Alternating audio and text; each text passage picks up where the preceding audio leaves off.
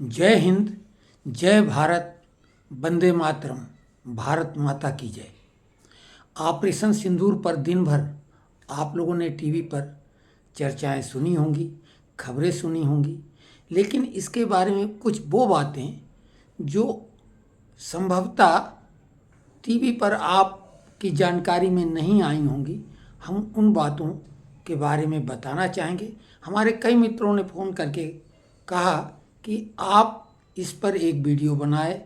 हमने हालांकि कल भी एक वीडियो इस पे अपलोड किया था और वो बातें बताई थी जो चैनल वाले नहीं बता रहे हैं।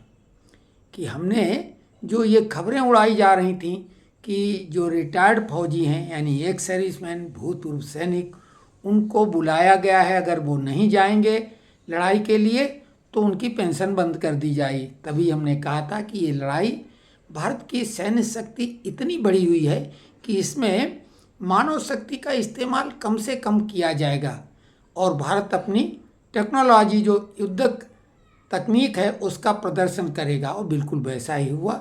रात 1:05 पर ऑपरेशन सिंदूर शुरू हुआ और मात्र 25 मिनट में वो ऑपरेशन समाप्त हो गया और 9 उनके ठिकाने तहस नहस कर दिए गए, जिनमें मरकज़ सुभान अल्लाह सबसे पहले वो टॉप में रहा, क्योंकि ये जो सबसे बड़ा टेररिस्ट है उसका ये हेड क्वार्टर था जैसे मोहम्मद का, और ये मसूद अजहर है जो भारत की बड़ी बड़ी आतंकवादी घटनाओं में शामिल रहा। उसके अलावा जैसे मोहम्मद के और कई ठिकाने नष्ट कर दिए गए। मरकज़ तैयबा, मुर्दिके, सरजल, टेहड़ा कला, महमूना जोया, मरकज़ अहले इदीस, मरकज़ अब्बास, मस्कर, रहील, शहीद, सवाई, माला कैंप, सैदना, बिलाल कैंप जैसे मोहम्मद के, लश्कर तैयबा के, ये तमाम जो आतंकवादी बड़े बड़े संगठन थे उनके गढ़ और हेड क्वार्टर नष्ट कर दिए गए। मरने वालों की संख्या तो खुद मसूद अजहर बता रहा है, 10 उसके अपने लोग, बिल्कुल अपने, वो मारे गए, 4 साथी मारे गए, 14 उसके साथी मारे गए, 14 रत्न आतंकी जो थे। और वो ये इतना निराश हो गया, बोला इससे तो अच्छा हम भी मर जाते, अब इससे ज़्यादा और क्या कहा जा सकता है। तो भारत ने पूरी दुनिया को दिखा दिया कि वो किस तरह से ललकार के, चेतावनी दे के अपना ऑपरेशन पूरा करता है और बिना कोई नुकसान किए, बिना कोई अंतर्राष्ट्रीय नियम का उल्लंघन किए, बिना दुश्मन की सीमा में गए, लगभग 110 किलोमीटर अंदर सटीक निशाना, ऐसी जगह जिसके आसपास अन्य बिल्डिंगों को या सिविल जो ठिकाने उनको कोई नुकसान नहीं पहुंचा। यही नहीं, पाकिस्तान की सैन्य कोई भी ऐसे संस्थान पे भी उन्होंने कार्रवाई नहीं की। चाहते तो वो कर सकते थे। तो कुल मिला के इतना ज़बरदस्त ऑपरेशन ये हुआ है, लेकिन ये शुरुआत भर है। ये 14वें दिन ये बदला लिया गया है, लेकिन ये शुरुआत है, अभी बदला पूरा नहीं हुआ है। और आज विदेश मंत्री जयशंकर ने दुनिया के तमाम ताकतवर देशों के विदेश मंत्रियों से बात की, जिनमें चीन के भी विदेश मंत्री शामिल हैं। और इससे पहले उन्होंने कहा था कि हमें शिक्षा या नसीहत न दें, अगर दोस्त हो तो दोस्त का हक अदा करो। साफ तौर से उन्होंने ये बोल दिया था। और कल जो आतंकी लोग मारे गए, ये तो प्रूव हो गया केवल आतंकी मारे गए हैं और उनकी संख्या 3 अंकों में है, जो कि 100 से लेके 900 के बीच में अलग अलग सूत्र बता रहे हैं। कम से कम 100 लोग तो मारे ही गए हैं, लेकिन अधिकतम संख्या 1000 को भी पार कर जाए तो कोई आश्चर्यजनक बात नहीं है। और पाकिस्तान ने भी दुस्साहस उसी तरह से करने की कोशिश की थी जैसा कि अभिनंदन के समय में हुआ था। अभिनंदन वर्धमान ने F-16 को MiG-21 से मार गिराया था और कल तो फिर कहना क्या था, भारत अपने ढंग से तैयार था।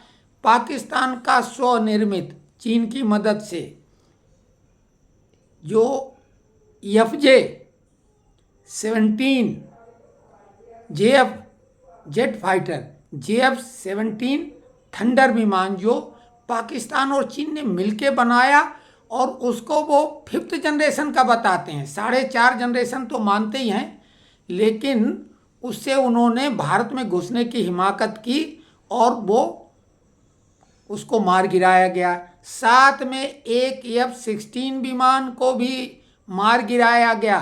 पाकिस्तान की यही क्षमता वायुसेना की अधिकतम वाली है, JF-17 थंडर और F-16, तो दोनों एक एक कल मार दिए गए। उसकी चर्चा तक हमारे जो प्रेस ब्रीफिंग हुई, तो ऑपरेशन सिंदूर ये एक डिप्लोमेटिक, एक सैन्य कार्रवाई, और साथ में देश के अंदर और बाहर के लोगों को एक ऐसा संदेश दिया गया और पूरी दुनिया को, क्योंकि महिलाओं के सुहाग का प्रतीक है सिंदूर, क्योंकि चुन चुन के हिंदू लोग मारे गए थे और हिंदू में सुहाग का मतलब सिंदूर। तो मोदी ने स्वयं ऑपरेशन सिंदूर इसको नाम दिया। और जो एक आतंकवादी से जब एक महिला ने, नवविवाहिता ने गिड़गिड़ा कर प्रार्थना की कि हमको भी मार दो, तो उसने बोला तुम्हें नहीं मारेंगे, जाके मोदी को बताओ। तो मोदी ने उसी दिन कह दिया था कि किसी को नहीं बख्शेंगे। और ये ऑपरेशन सिंदूर को मैसेज कैसे दिया कि जो प्रेस ब्रीफिंग 10:30 बजे हुई, उसमें लीड रोल में 2 महिलाएं ही थीं, और वो महिलाएं एक थी लेफ्टिनेंट कर्नल जिन्होंने ब्रीफिंग दी, और दूसरी थी विंग कमांडर व्योमिका सिंह जो लेफ्टिनेंट कर्नल थी। उनका नाम ध्यान से सुनिए, सोफिया कुरैशी। ये मैसेज आप खुद समझ लो, कुछ हम कहने नहीं जा रहे हैं। सोफिया कुरैशी ये गुजरात की बेटी है, और ये सिंघनी जैसी दहाड़ के इसने आतंकवादियों को चेतावनी दी। मैसेज आप साफ समझ लो। और भारत में जो कुछ लोग समझ रहे थे कि गृह युद्ध जैसी स्थिति बना देंगे, कहीं कोई चूं चपड़ तक नहीं है। तो एक तीर से कई निशाने साधे गए, लेकिन ये शुरुआत भर है। सतर्क रहें। NIA ने 2 फ़ोन नंबर जारी किए, एक लैंडलाइन और एक मोबाइल, वो हम डिस्क्रिप्शन में दे देंगे। कहीं कुछ भी संदिग्ध नज़र आए वो उन्हें सूचना दें, और साथ में पहलगाम का अगर कोई चित्र या वीडियो है वो शेयर करें उस मोबाइल नंबर पर, चूँकि व्हाट्सएप नंबर भी है, और लैंडलाइन नंबर पे उनको सूचना दे सकते हैं। टीम आप तक खुद आ सकती है अगर ज़रूरत पड़ी। लेकिन पाकिस्तान ने फिर कायराना हरकत की। क्या किया कि उन्होंने सिविल एरिया में गोलाबारी कर दी, जिसमें 10 निर्दोष निहत्थे लोग मारे गए, सिविलियन। और हम नाम पढ़ेंगे तो आप चक्कर में पड़ जाएंगे कि मारा किसको। ध्यान देना, हम कुछ और नहीं बताएंगे, आप समझदार सभी लोग हैं, खुद समझेंगे। जो मारे गए लोग थे वो थे मोहम्मद आदिल, मोहम्मद जैन, मोहम्मद अकरम, मोहम्मद इकबाल, जोया खान और सलीम हुसैन, रूबी, अमरीक सिंह और रणजीत सिंह। इसमें 2 हिंदू हैं, 8 उन्हीं के समुदाय के हैं जिसकी वो बात करते हैं। और आज एक शहर, हालांकि इस दौर में कोई शेरो शायरी की बात नहीं होती, लेकिन वो ट्रेंड कर रही है। और वो क्या है, घर में घुसकर मारा है, घर में घुसकर मारा है, कब्र तुम्हारी खोदी है, भारत की गद्दी पर बैठा बाप तुम्हारा मोदी है। फिर से सुन लो, घर में घुसकर मारा है, ये पाकिस्तान के लिए सीधे चेतावनी है। और ये भारत की जनता की तरफ से, ये सरकार ने नहीं कहा है। घर में घुसकर मारा है, कब्र तुम्हारी खोदी है, भारत की गद्दी पर बैठा बाप तुम्हारा मोदी है। तो इतनी जानकारी हमारी समझ से आपको पर्याप्त लगी होगी, क्योंकि सिविलियन के नाम भी हमने बता दिए वो क्या कर रहे हैं। और हम सोफिया कुरैशी हमारी कर्नल हैं, बहादुर बेटी है, गुजरात की बेटी है, भारत की बेटी है। उसने दहाड़ते हुए जो प्रेस ब्रीफिंग दी, और साथ में व्योमिका सिंह, जो सोफिया कुरैशी थी, उन्होंने हिंदी में यानी देश के लोगों के लिए, और व्योमिका सिंह ने वही बात अंग्रेजी में बताई यानी पूरे अंतर्राष्ट्रीय लेवल पर। लेकिन उन्होंने इसको बहुत सामान्य ढंग से लिया, और भारत में सब कुछ बहुत सामान्य चल रहा है। केवल मॉक ड्रिल विभिन्न शहरों में चल रही है, और वो होना भी चाहिए। भारत ने पूरा अभ्यास करके बहुत ही सधे अंदाज में, बहुत धैर्य के साथ ये ऑपरेशन किया है। उनका हुक्का पानी बंद किया गया है, व्यापार बंद कर दिया गया है। यहाँ के नागरिक जो पाकिस्तान में के लोग यहाँ रह रहे थे, उनको यहाँ से खदेड़ दिया गया है। तो भारत अभी और बहुत कुछ करने वाला है।